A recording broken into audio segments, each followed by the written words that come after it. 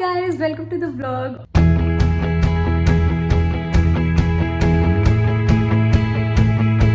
और आप लोग बिलीव नहीं करोगे कि इट्स 8 PM ऑलरेडी। मैंने आज दिन भर में कुछ शूट नहीं किया और मतलब बहुत ज़्यादा ना मन खराब हो रहा था, मन नहीं लग रहा था।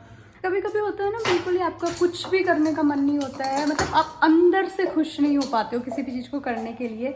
तो आज थोड़ा सा वैसा सा दिन था, पता नहीं क्यों, और इसलिए हम तीनों ही लोग थोड़े से डाउन थे।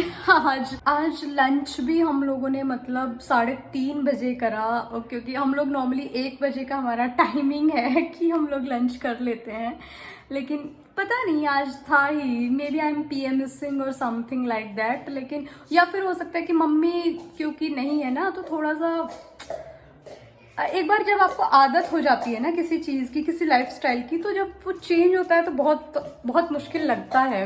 मतलब मेरे लिए थोड़ा सा मुश्किल होता है कि जैसे मम्मी होती है तो हम लोग एक रूटीन अलग होता है, एक लाइफस्टाइल अलग होता है जब मम्मी रहती है, तो वो चीज़ मैं मिस करती हूँ मम्मी के जाने के बाद। मैं कभी भी ऐसे मतलब अगर मैं बात करूँ तो यार मैं बहुत छोटी थी जब मैं हॉस्टल चली गई थी, और सिर्फ वो टाइम होता था जब मैं अपनी मम्मी को मिस करती थी।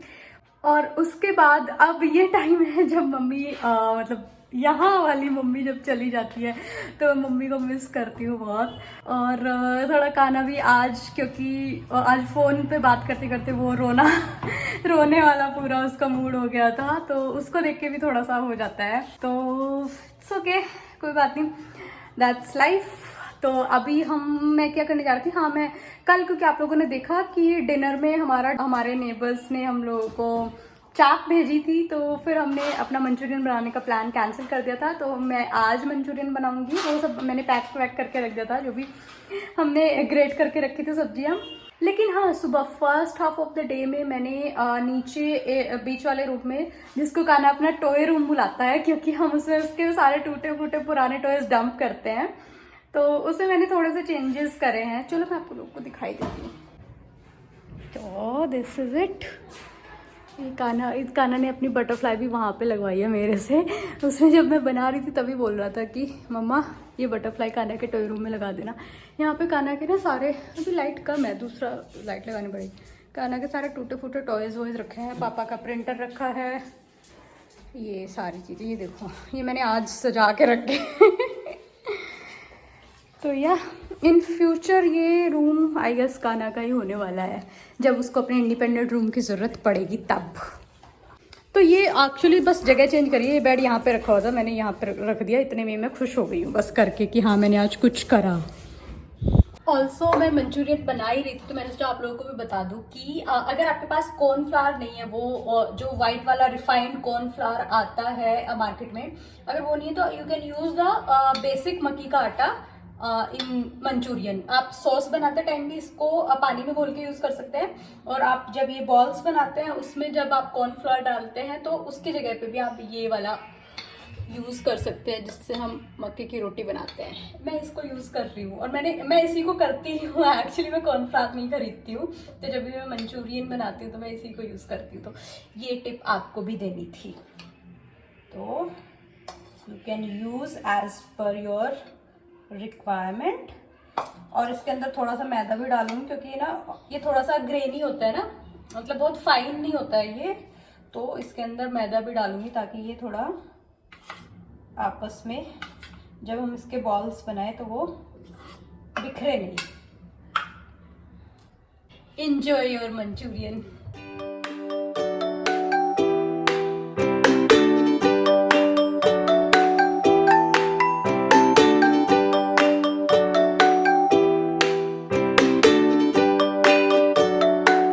आज भी अमित को काम पे लगाया है। आज तो देख कितने आए हाय हाय हाय, और आज तो ऑफिस करते करते सही है, करके दे देना मेरे को, मैं स्टार्ट कर। देखेगा ना मुझे वीडियो में प्याज काट रहा। तो खुश होएंगे ना, कितना मल्टीटास्किंग है, मीटिंग भी साथ में, घर के काम भी साथ में। हाँ इम्प्रेसिव। हमारे घर आजा, बावर्ची बन जा। हाँ ठीक है। ले आना जल्दी से, ठीक है, मैं कर रही हूँ शुरू।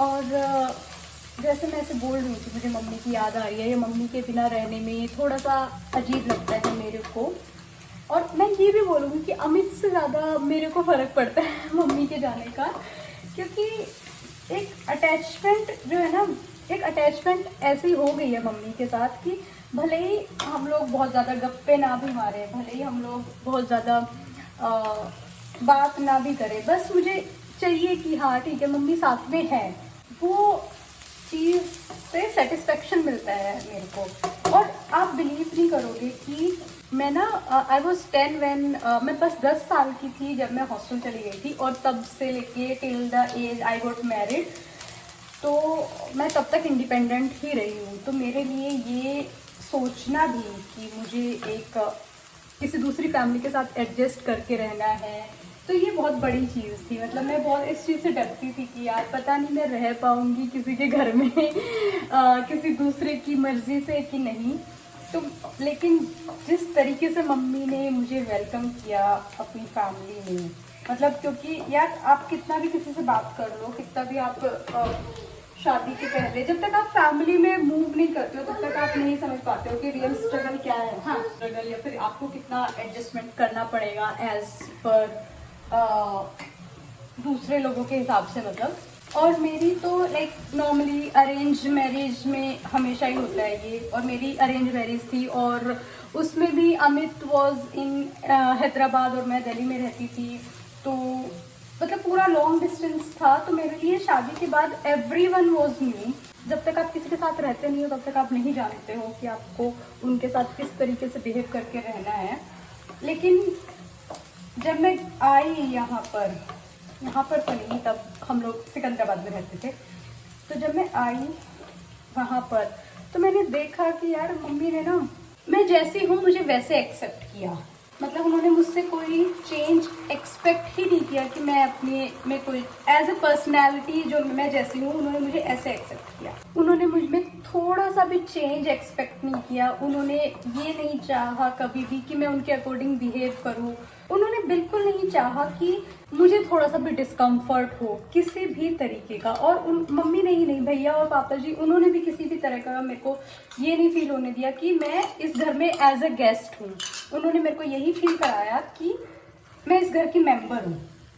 तो वो बहुत बड़ी चीज़ होती है कि जब आप कोई कुछ चीज़ एक्सपेक्ट नहीं करते हो, कि मतलब जैसे मुझे बहुत डर था कि पता नहीं मैं कैसे रह पाऊँगी, मतलब मैं कैसे एडजस्ट करूँगी। और जब आपको कुछ भी एडजस्ट ना करना पड़े किसी दूसरे के अकॉर्डिंग, तो तब ये जो डीप कनेक्शन होता है ना, ये तब बनता है कि जब आप देखते हो कि किसी इंसान ने आपको किस सिचुएशन में किस तरीके से हैंडल किया है।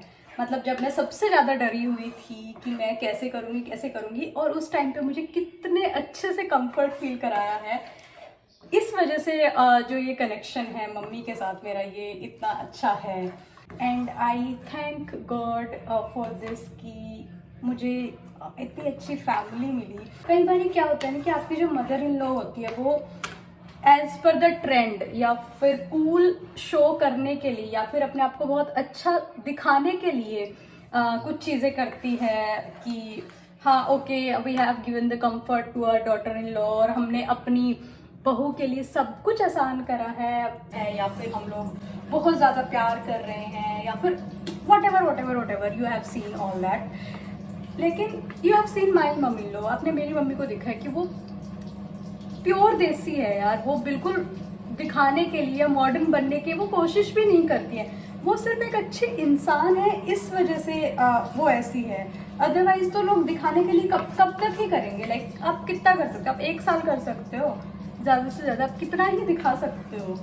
तो क्योंकि वो एक अच्छी इंसान एक्चुअल में है, इसलिए शायद हम लोगों का जो बॉन्ड बना है वो इतना अच्छा है। और ऐसा बिल्कुल भी नहीं है कि हमारे डिफरेंस ओपिनियन नहीं होते हैं, मतलब बहुत सारी चीज़ों पे होते हैं। और मैं तो जैसे मैं अपनी खुद की मम्मी से मैं जैसे झगड़ा करती हूँ ना कि नहीं मम्मी, मैं अपनी यहाँ वाली मम्मी से भी उसी तरीके से करती हूँ, और वो भी मुझे बिल्कुल मतलब अमित की तरह ट्रीट करती है। और ये बहुत बड़ी बात होती है। और क्योंकि अब मैं एक माँ हूँ और मैं समझ सकती हूँ कि किसी दूसरे के बच्चे को अपना बच्चा समझना is different level of humanity, मतलब वो बहुत बड़ी बात है। और मम्मी मुझे ऐसा समझती है और मैं उस चीज़ के लिए इतनी थैंकफुल हूँ ना मेरे लिए बहुत बड़ी चीज़ है, मेरे लिए बहुत बड़ी चीज़ है। और सबसे और बहुत सारी चीज़ें, ऐसा नहीं है आप किसी को ना एकदम से प्यार नहीं कर सकते हो यार, मतलब it takes time to love someone. मतलब मेरा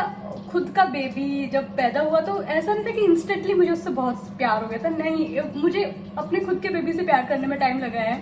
तो आप सोचो कि बाकी लोगों से कितना वो है, लाइक आप बेबी को होता है, जैसे हम बच्चे हैं, हम अपनी माँ से पैदा होते ही प्यार हो जाता है शायद, जो मुझे लगता है, क्योंकि मुझे नहीं याद ऐसा कि मैंने अपनी खुद की मम्मी से कभी प्यार करना शुरू किया हो। मैंने हमेशा से यही देखा है कि हाँ मैं उनको करती हूँ, हमेशा से ही करती आई हूँ। लेकिन बाकी मतलब उसके अलावा, उस चीज़ के अलावा बाकी हर किसी इंसान से मेरा ग्रेजुअली बढ़ा है। इवन कान्हा से भी मेरा ग्रेजुअली ही बढ़ा है। तो हर किसी से प्यार करने में टाइम लगता है। और सबसे ज़्यादा जो मेरा बढ़ा है वो जब कान्हा पैदा हुआ, और जब मैं बहुत अपनी लाइफ की शायद सबसे बड़ी वल्नरेबल स्टेट में थी, तब मम्मी ने जो मेरे लिए किया है, मतलब मेरी जो देखभाल करी है, उसको तो मैं लाइफ लॉन्ग नहीं भूल सकती हूँ। और वो यार मुझे नहीं पता कि किसी और की सास ये करती है या नहीं करती है, पर मेरी मम्मी ने मेरे पैरों में बहुत स्वेलिंग थी, बहुत ज़्यादा स्वेलिंग थी, और मेरी मम्मी ने मेरे पैर पूरे मालिश करती थी, पैर दबाती थी, मतलब इतना कुछ, मुझे नहलाती थी उस टाइम पे, बिल्कुल जैसे अपनी मेरी खुद की मम्मी करती ना, बिल्कुल उस तरीके से करती थी। तो मैं वही बोल रही हूँ कि ये एक बहुत बड़ी ह्यूमैनिटी है कि किसी दूसरे के बच्चे को आप अपना बच्चा समझ रहे हो। और अगर पता है बहुत सारी चीज़ें सॉल्व हो सकती है इस दुनिया में अगर इस टाइप के ह्यूमन बीइंग होए। मैं सिर्फ सास नहीं बोल रही हूँ, मतलब ऐसे ह्यूमन बीइंग, ऐसे गुड नेचर्ड ह्यूमन बीइंग होए ना, तो दुनिया में बहुत बहुत सारी चीज़ें सॉल्व हो सकती हैं। और आज क्योंकि मुझे इतनी याद आ रही थी मम्मी की, तो मेरा मन था कि मैं सबको बताऊं कि हाँ लकी आई है कि मुझे मम्मी जैसी मम्मी मिली, और आई मिस हर। बट या उनकी भी रिस्पॉन्सिबिलिटी है ना, क्योंकि उनके दो बच्चे हैं। बट या मैं चाहती थी ये शेयर करना, और शायद जब मम्मी यहाँ होती है तो मैं ये बोल भी ना पाऊँ, क्योंकि मम्मी आसपास ही घूमती रहती है। ऐसा होता है कि यार हम जिसके लिए जो फील करते हैं ना, वो उसको डायरेक्टली बोलने में शर्म आती है। तो या मेरे साथ तो होता है, थोड़ी सी शर्म सी आ जाती है मुझे। और बात करते करते मेरा मंचूरियन भी रेडी हो गया है, देखिए, वेरी टेस्टी, वेरी टेस्टी। तो that's it for today guys, थोड़ा सा इमोशनल सा था, but yeah that's it for today. And if you like the video, please hit the like button, please subscribe to my channel, please comment on this video and share this with your friend. Thank you so much for watching. See you soon.